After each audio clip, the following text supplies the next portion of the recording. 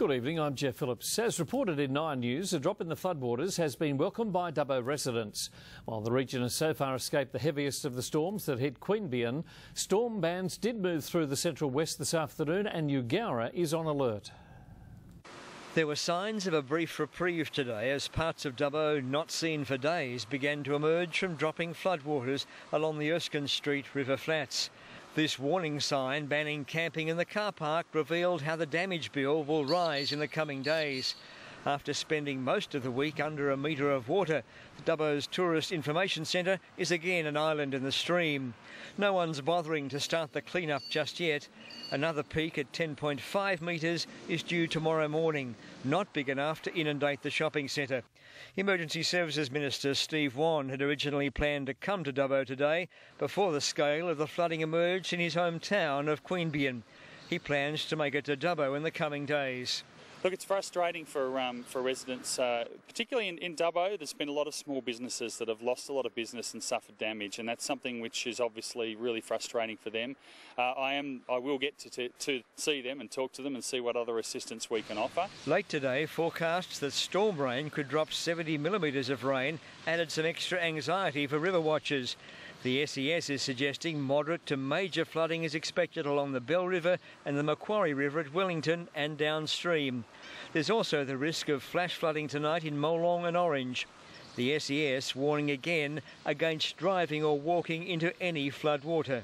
We can always clean up damaged buildings. We can't make up if someone loses a life. Alan Reader, WIN News. It came as a surprise to Bathurst Mayor, but the district was today added to the list of flood natural disaster zones around the state. The money will be used to repair low-lying roads, but Bathurst's level of damage is small compared to the impact of flooding in other parts of the state. The Bathurst region has suffered minor flood damage, but nothing like that in other centres.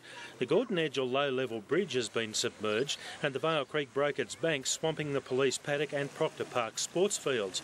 Water was over the Vale Road, forcing its closure, and a handful of houses in Bathurst and Perthville were flooded by the Vale Creek. There are many potholes along the Vale Road, and this appears to be reason enough for the state government to include Bathurst as a natural disaster zone.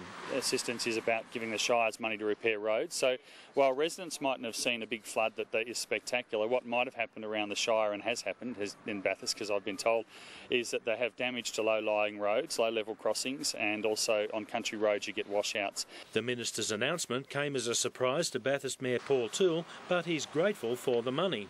Well, it is the roads, and we look at one particular road is the Vale Road, and we can see that road itself over the past couple of weeks, with all the rainfall, has received extensive damage.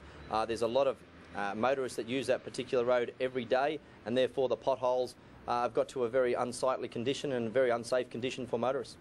The Vale Road is an RTA responsibility, but many council roads have also suffered water damage. Council workers are constantly filling potholes. Levee banks were constructed to protect the Bathurst side of the Macquarie River after the 1998 flood. Mayor Toole says they're holding up well, although they're yet to be fully tested. Levees are also now in place along parts of the Vale Creek.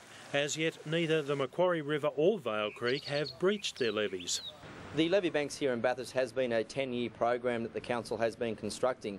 Now, what we've also done as a part of that, the council has purchased most of the homes off the Hereford Street floodplain.